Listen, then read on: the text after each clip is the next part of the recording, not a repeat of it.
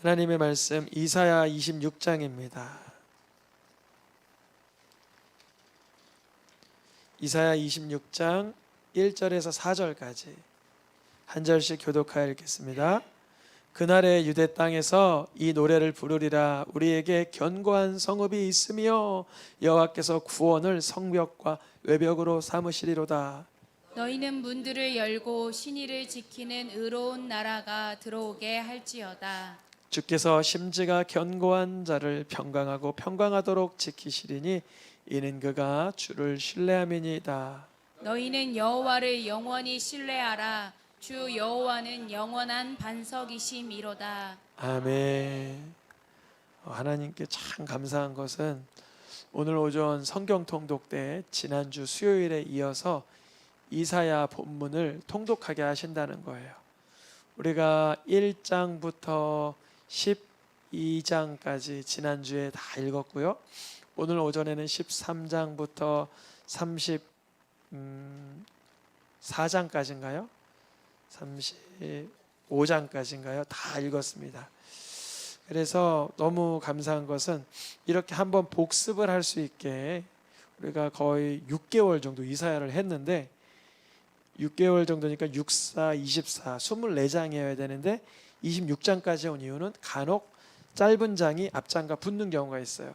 구스의 예언에 애굽의 예언이 붙고 하나님의 심판에 하나님의 구원의 찬송의 6절이 갖다 붙고 그래서 두 번을 한 장씩 당겨가서 오늘 26장 그러니까 6, 4, 24 한 6개월이 조금 넘은 것 같습니다. 앞으로도 한 1년은 해야 될 것 같아요. 남은 장수가 40장이니까요. 그렇죠.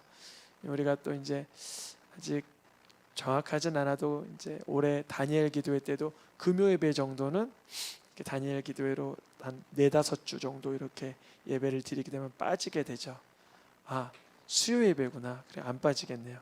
1년이 안 걸리겠어요. 이제 앞으로 1년 내년 이맘때면 이사야를 끝내고 다른 본문으로 들어갈 것 같아요.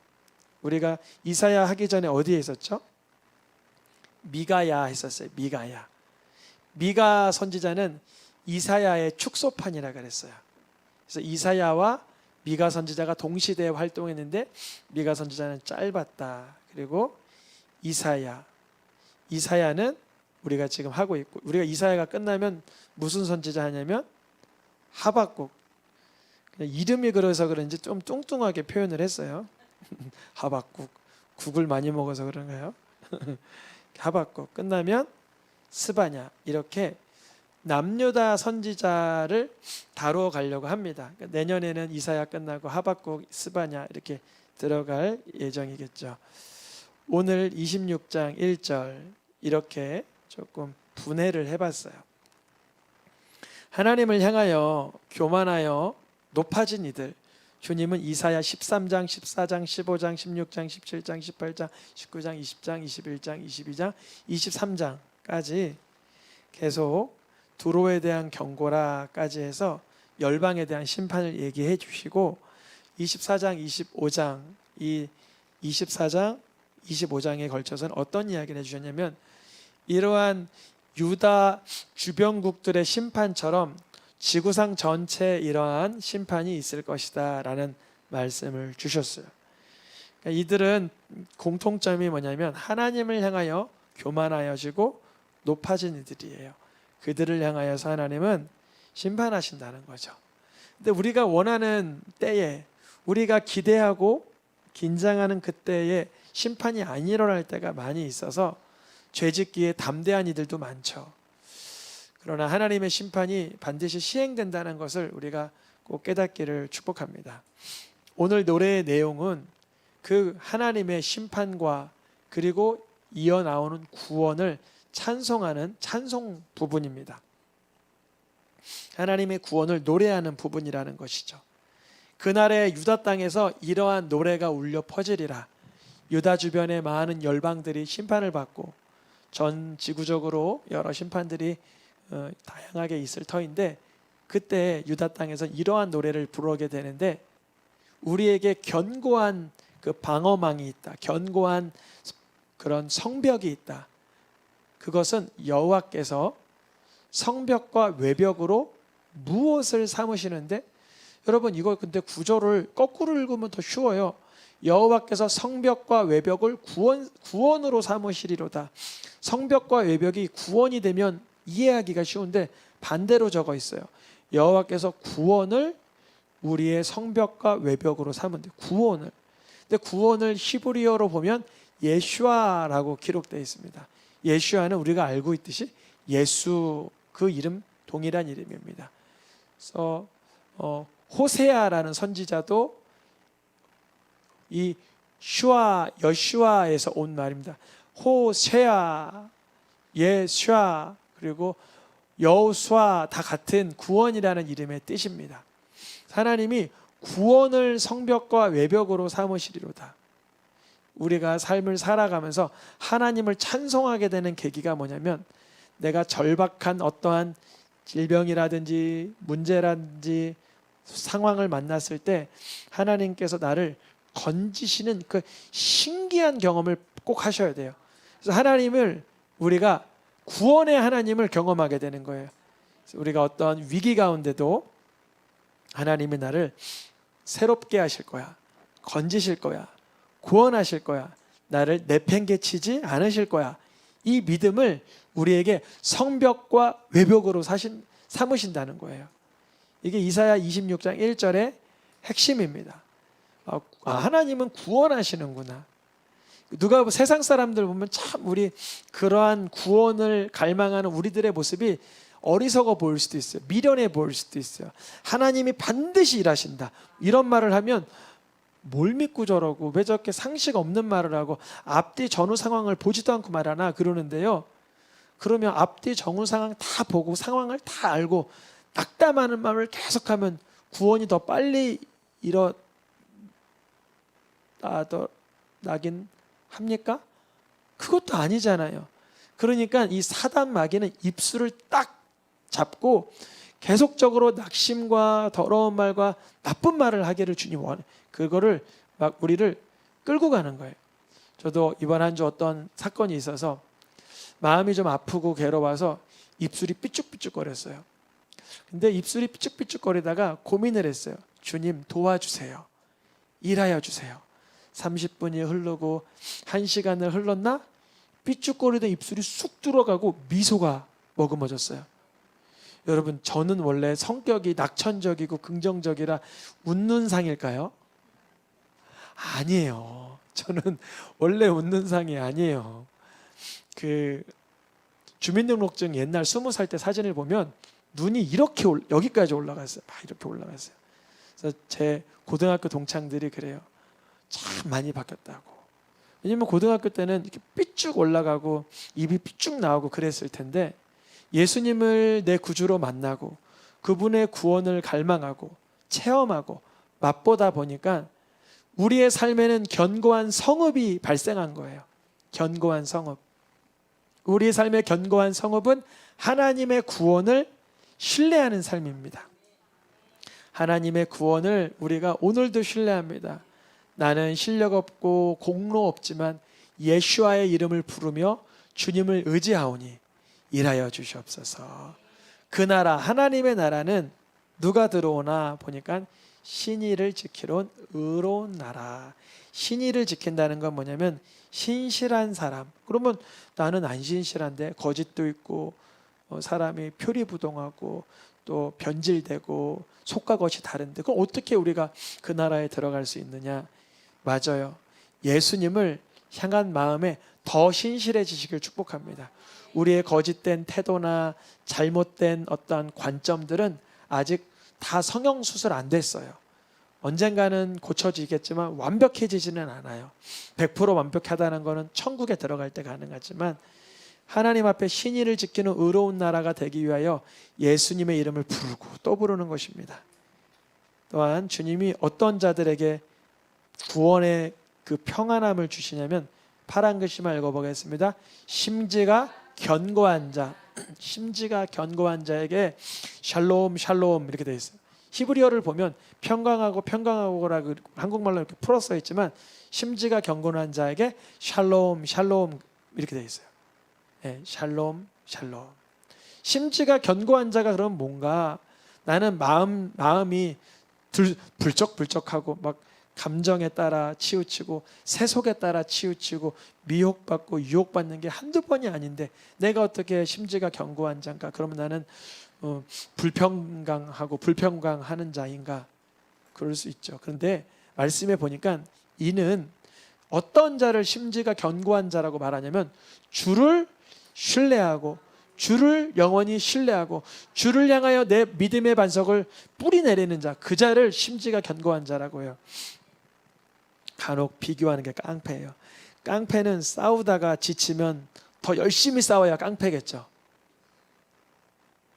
싸우다가 지치면 우리 화해하자 이러면 깡패 아니잖아요. 끝까지 싸워야 하잖아요. 끝까지.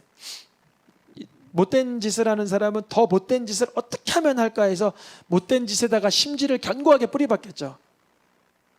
그러나 반대로 우리는 하나님을 향하여서 신뢰하고 심지가 견고하다는 건 뭐냐면 위기와 억척스러운 상황을 맞이했을지라도 하나님이 일하실 거라는 신뢰를 계속 내뱉는 거예요. 뭐 그때가 주님, 야, 너 나 그렇게 신뢰하냐? 어찌하면 좋냐? 너 날 그렇게 의지하냐? 이걸 보시는 거예요. 나를 그렇게 신뢰하는구나. 여호와를 그렇게 신뢰하는구나. 영원한 반석으로 여기는구나. 그때 주님이 샬롬, 샬롬을 베풀어 주신다는 거예요. 반대 진영에 있는 사람들은 어떠한 사람들인가? 하나님을 의지하거나 신뢰하지 않고 높은데 소승성에서 교만한 상태를 낮추지 않는 자를 하나님은 오히려 너 얼른 낮아져. 너 내가 땅에 엎어버릴 거야. 진토에 미치게 할 거야. 심판의 경고를 계속 주시는데도 높은 상태를 유지하면 오히려 은혜를 받지 못하고 심판의 대상으로 멸절하게 되는 거죠. 높은 데 거주하는 소순성을 주님은 헐어버리시면 낮추어 버리신다고 말씀하십니다. 뭐 그들이 낮춰지고 진토가 되면 그 위를 누가 걸어 다닐까요? 어떤 발이 그들을 밟게 되는데 때로는 산 가운데 곰핍하고 빈궁하던 자가 하나님을 그리워하고 하나님을 신뢰하다가 어느 날 보니 악인들과 교만한 자들은 진토가 되고 그들이 그 위로 그것을 밟고 지나가게 된다는 거예요. 참 비유가 오늘날 우리가 현대 사회를 살면서 이미지 비유를 많이 하잖아요. 이미지 비유. 카카오톡을 해도 이미지가 날라오고 텔레비전을 봐도 이미지가 왔다 갔다 해서 이 문자가 형용하는, 문자가 이렇게 의미하는, 문자가 풍요하는 걸 잘 몰라요. 우리 한 50, 40 넘으신 분들은 그나마 좀 이게 무슨 말인지 좀 아는데 요즘 1, 20대, 30대 뭐 저까지만 해도 문자에서 이게 발이 그것을 밟는다. 이게 무슨 의미일까요? 그들은 하나님께서 낮추시지만 오히려 하나님을 향하여서 처량했던 것 같지만 어리석었고 미련한 듯 하였지만 하나님만 신뢰하던 자들을 주님이 일으켜 세우신다는 거죠. 주님께서 어떠한 자들의 삶을 평탄하게 하세요? 그들의 삶은 의인의 길이었고 의인의 첩경이었어요. 그들이 왜 의인이라고 불릴 수 있을까요? 하나님을 향하여서 신뢰하는 마음을 잃어버리지 않기 때문에 그래요. 그래서 의인은 무엇으로 말미암아 살아요? 믿음으로 말미암아 살아요. 의인은 환경이 왜 이래? 상황이 왜 이래? 지금 내가 생각하지도 못한 일이 왜 이렇게 발생하는 거야? 그러나 의인은 하나님을 신뢰하는 거예요. 하나님이 왜 그러셨는지를 알 수 없으나 주님을 인정하고 믿는 믿음이 강하여지는 거예요. 여러분, 죄인들과 악인들도 악과 죄를 아주 신뢰합니다. 아무리 도둑질하고 자기가 불행하게 살아도 끝까지 도둑질해요. 아무리 살인하고 강도짓하고 자기가 정말 척박한 인생 살아도 또 강도짓하고 또 나쁜 짓하며 살아요. 왜냐하면 그걸 의지하니까. 그러나 의인은 하나님의 말씀과 하나님의 관점을 신뢰하는 거예요. 주님은 그러한 사람의 삶을 평탄하게 하십니다. 이런 사람들은요, 좀 신기한 말씀이긴 한데 하나님의 심판을 기다려요. 와, 오늘 이런 말씀이 있어요. 파란 글씨만 읽어보겠습니다. 심판하시는 길에서 우리가 주를 기다려 싸우며. 좀 이러면 안 되는데 수업 시간에 이제 숙제를 내줘가지고 다음 시간에 저기 수학 문제 100문제 풀어와라 그랬어요. 근데 애들이 다 이제 게을러서 한 10문제 풀어왔어요. 근데 100문제 정말 풀어온 애들은 뭐 하길 기다릴까요? 검사하기를 기다렸겠죠. 선생님, 애들 눈치 봐서 그런 말은 못하겠지만 괜히 막 노트 막 폈다 닫았다 막 그러고 막 그래요. 심판해달라는 거예요. 빨리 테스트, 빨리 검사해달라는 거예요. 하나님의 말씀대로 사는 사람은 하나님의 심판을 기다린다는 거예요. 주님, 내가 힘겹습니다. 벅찹니다. 주님의 심판을 기다리고 있습니다. 주님의 역사를 기다리고 있습니다. 내 영혼이 주만을 갈망하고 사모합니다. 우리 성도님들의 삶이 그러한 삶이 되시길 축복합니다. 근데 그 심판이 이 믿는 자들만 위함이 아니라 보니까 읽어보겠습니다. 보는 것이 심판하시는 때에 세계의 거민이 의를 배움이니이다. 뭘 배워요? 의를 배워요. 의를. 하나님의 심판이 임하면 교만했던 자들이 겸손의 의미를 알게 돼요. 하나님이 심판하시는 때 거짓된 자들이 정직의 힘을 알게 돼요. 하나님이 심판하시는 때에 세계의 어떤 거창한 자들, 거민이라고 하면 어떤 사람들에게 그것을 쥐락펴락했던 자들이 하나님의 의에 관심을 갖게 된다는 거예요. 하나님이 일하시는 때 드디어 하나님의 뜻하신 바를, 그 지혜를 배우게 되는 그때가 온다는 거죠. 근데 그렇게 되면 좋아요. 그런데 요 이사야 말씀에서는 반복하잖아요. 심판과 구원을. 근데 악인은 그러한 은총을 받아도 뭘 안 배워요? 하나님의 뜻을 관찰하려고 하지 않아요. 하나님의 손이 높이 들려도 교만한 자들은 하나님의 손의 그 손놀림, 하나님의 그 지혜, 하나님의 경영을 애써 보지 않아요. 근데 그들이 언제 놀라게 되냐면 그 순간 하나님의 심판이 드리워지는 것 같은데 하나님은 그 심판의 손길 가운데서도 하나님의 백성을 위하여서는 구원하시는 열성을 보면 그들이 부끄러워 어쩔 줄 모른다는 거예요. 여러분, 하나님의 구원을 반드시 누리시길 축복합니다. 왜 그러냐면 주의 심판 가운데도 깨닫지 못하는 자가 백성을 구원하시는 손길로 깨닫게 되는 거예요. 두 가지 측면이죠. 하나님은 죄를 심판하십니다. 그러나 그 가운데 하나님을 경외하고 은혜를 찾는 자를 구원하세요. 그 구원하시는 장면을 통하여 또 다른 죄인이 그 모습을 통해서라도 하나님의 백성을 위하시는 주의 열성을 통하여 그들이 놀라도록 하시려고 하는 게 또 하나의 구원 계획입니다. 하나님의 구원 계획은 우리의 생각보다 좀 더 광범위하고 파격적이고 놀랍습니다. 그래서 하나님께 26장에서 찬양을 부르는 거예요. 하나님께서 심지가 견고한 자에게는 평강을 주시고 하나님의 구원을 의지하는 자에게는 성벽이 되어주신다. 이렇게 찬양하는 것입니다. 하나님께서는 하나님만을 신뢰하는 자들을 보고 계세요. 오늘 말씀에 희한한 말씀이 있어요. 이들이 실제적으로는 다른 주들이 그들을 관할하고 있었어요. 예를 들어 로마의 압제 가운데 있다든지 아니면 감옥의 어떠한 그 강한 어떠한 그런 폭압 가운데 있었다든지 아니면 어떠한 상관에 의하여 괴로움을 당했지만 다른 주들이 나를 관할하는 듯 했으나 그때에도 누구만 의지했어요? 주님만 의지한다는 거예요. 내 상관, 육체적 상관, 내 지휘관, 내 상황, 내 어떠한 나를 엄습하고 나를 다스리고 나를 경영하려고 나를 조정하고 나를 다스리려고 들는 어떠한 수많은 나의 주변의 소요와 사태가 있지만 누구만을 의지해요? 주만을 의지할 때 주께서 주시는 평강을 하늘로부터 경험시켜 주시는 것입니다. 사람마다 뭐 상황은 다르겠지만 다른 주들이 우리를 관할한다고 할 때 그 대상은 아주 무지막지한 대상일 수도 있죠. 우리의 힘으로는 도무지 감당할 수 없는 그런 이들일 수도 있죠. 대표적으로 예수님 앞에 빌라도가 그랬잖아요. 내가 너를 놓아줄 권세도 있고 풀어줄 권세가 자기에게 있다는 거죠. 예수님 뭐라 그러세요? 하늘에서 하나님께서 너에게 주지 않냐면 너에겐 그런 권세가 있을 수 없다는 거죠. 우리가 이제 그거를 이제 우리에게 대입해 보는 거예요. 예수님만 그런 말씀을 멋지게 하시는 인생이 아니라 우리들도 어떤 누군가 나보다 강대한 나를 어떠한 주물럭주물럭하는 어떠한 뭐 누군가가 내 앞에서 그런 감히 어떤 말을 할 때 알고 있습니다. 그러나 하나님의 뜻대로 될 것입니다. 이걸 선언하는 거예요. 다른 주들이 우리를 관한한 거 알아요. 로마가 압제하고 있고 빌라도가 앞에서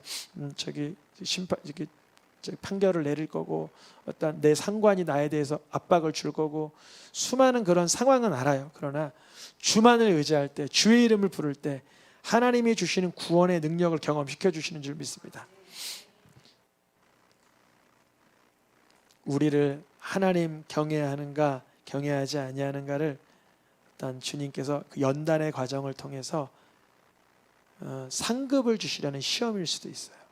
그래서 내가 지금 이 순간 하나님을 의지해야 되나, 아니면 이런 어떤 그 무언가를 하나님보다 더 신뢰해야 되는가, 이런 고민이 될 때 주를 향하여 주의 이름을 부르며 신뢰할 수 있기를 축복합니다. 주님께서는 이 모든 심판과 구원의 과정 가운데 하나님을 업신여기고 교만하여진 자기가 다른 주라고 스스로 생각하는 이들은 다시 살지 못하고 일어나지 못하고 벌하시고 멸하여 없애뜨리지만, 그러한 심판의 과정이 반대 부분에서는 어떻게 역사해요? 하나님의 나라를 크게 하고 하나님의 나라를 더 크게 하고 하나님의 나라를 확장하는 계기가 되는 거예요. 하나님의 심판은 안타깝지만 구원 계획의 평행선으로 같이 달리고 있는 거예요. 하나님 구원해 주세요 그러면 어떤 일이 일어나냐면 내 속에 하나님의 징계받아야 될 죄의 영역들이 깨달아지고 회개가 토해지는 거예요. 주님께서 내 마음에 하나님의 영역을 확장시켜 나가는 것이죠. 이사야 26장의 찬양은 이렇게 심판과 구원을 반복하며 진행하고 있습니다. 이 고난을 받을 때, 심판이 있을 때 믿는 자들도 그 심판의 그 언저리에 서 있을 수 있어요. 의인이지만, 하나님을 신뢰하지만 이렇게 고백합니다. 주여, 주를 앙모합니다. 무슨 중에라도? 환난 중에라도. 주여, 간절히 주께 기도합니다. 무슨 중에라도? 주의 징벌이 임할 때. 그렇죠. 하나님의 심판은 마치 나와 동떨어진 저쪽에 있는 어떤 누구, 하나님의 원수된 어느 누구에게만 임할 줄 알았으나 우리에게도, 나에게도 환난과 징벌과 고난이 있을 때, 그때에 주님께 향하여 부르짖는 기도가 쏟아져 나오는 거예요. 어떤 정도의 기도냐면, 잉태한 여인이 아이를 출생할 때가 다 되어서 배가 아프면 얼마나 아파서 아야 아이고 그러잖아요. 그때 부르짖는 것처럼 주님께 부르짖게 된다는 거예요. 그러면 그때 하나님의 구원이 바로 임하면 좋은데, 성경은 이렇게 이어집니다. 우리가 잉태하고 산고를 당하였을지라도 간절히 그 부르짖는 기도 가운데 땅에 바람을 낳은 것 같아서 아무런 일이 일어나지 않고 아무런 능력이 베풀어지지 못했습니다. 우리 그럴 때 있잖아요. 주님, 내가 당하는 고난과 환난과 통증이 이렇게 심한데 주님께 부르짖어도 왜 아무런 일이 안 일어나나요? 왜 아무런 일이 안 일어나나요? 땅에 구원이 베풀어지지 못하였고 어떠한 땅의 거민이 출산되지 못하는, 내가 바라는 응답이 나타나지 않는 것 같은 그런 결론으로 끝나는 것 같아요. 언제였죠? 예수님이 십자가에서 못 박혀 돌아가신 뒤에는 제자들의 입장이 그랬어요. 우리가 그렇게 3년 반 동안 예수님 따라다니고 십자가 질 때까지 벌거벗은 몸으로 몰래 따라갔다가, 베드로도 나름 자기가 부인하고 배신했지만 예수님을 향해서 못마땅한 마음이 있을 수 있죠. 왜 본인은 그렇게 십자가에서 처량하게 죽을 거면서 왜 우리를 이렇게 따라오라 그랬나? 바람을 낳은 것 같고 구원이 베풀어지지 않았다. 네, 이제 이때입니다. 바로 우리가 다 죽은 것 같을 때, 우리가 다 쓰러져 가는 것 같을 때, 아무런 것도 남지 않은 것 같을 때, 그때 바로 죽은 자들이 살아난다는 건데, 누의 죽은 자를? 주의 죽은 자, 주를 위하여 죽은 자, 하나님을 위하여 시체된 자들이 살아나고 일어나고 노래하고 새로운 생명으로 새롭게 하신다는 거예요. 내가 죽은 것과 같은 때에, 아까 전에는 분명 죽은 자들이 다시 살지 못했고 일어나지 못하고 벌하여 멸하서 없어져 버려 있는데, 이들의 특징은 주를 향한 갈망과 신뢰가 전혀 없던 사람들. 근데 이번 그룹은 똑같은 입장이지만 환난과 징벌 가운데 하나님께 기도하며 앙모하며 부르짖는 가운데 아무것도 나은 게 없는 것 같지만 결국 그들은 주의 죽은 자들은 하나님의 능력으로 살아나는, 일어나는, 노래하는, 새롭게 하시는 능력을 경험하게 된다는 거예요. 신기하죠. 너무 신기해요. 우리 믿는 자들에게도 이러한 환난과 위기가 지나가게 되어 있어요. 원치 않지만 그때 비로소 주를 더욱 신뢰하게 되고 죽음 너머의 생명을 사모하게 되는 줄 믿습니다. 주님이 위로하십니다. 내 백성들아, 이런 환난이 지나갈 때는 밀실에 들어가서 문 닫고 잠깐 숨어 있어. 그래요. 주님이 주시는 말씀이에요. 마치 노아의 홍수 때 문을 닫고 홍수의 풍파 가운데 그네들을 보호하셨듯이 같은 말씀입니다. 그러면 이 말씀은 또 어디에 적용되나? 오늘의 마지막 말씀. 이 제자들이 예수님의 죽음 뒤에 자기네들도 이제 사명 끝난 줄 알았는데 문 닫고 다 두려워서 고요히 지나가기만 기다리고 있는데 그때 부활의 몸을 입고 예수께서 나타나시는 거예요. 우리 성도님들의 삶에 이 역사가 나타나야 돼요. 내가 너무나 통증이 일어나고 고통이 일어나고 쓰라려서 아무것도 되지 않고 될 수 없는 것과 같은 죽은 것 같은 내 몸이지만 내 몸은 문을 닫고 숨어 있고 피하여 엎드려 있는데 주를 경외하는 마음이 여전하고 주를 향한 신뢰가 여전하니 주를 바라여 구하고 있을 때 주님이 신비한 능력으로 되살려 주시는 평강에 평강을 더하시는 샬롬 샬롬을 부어주실 줄 믿습니다. 찬양하며 기도하겠습니다.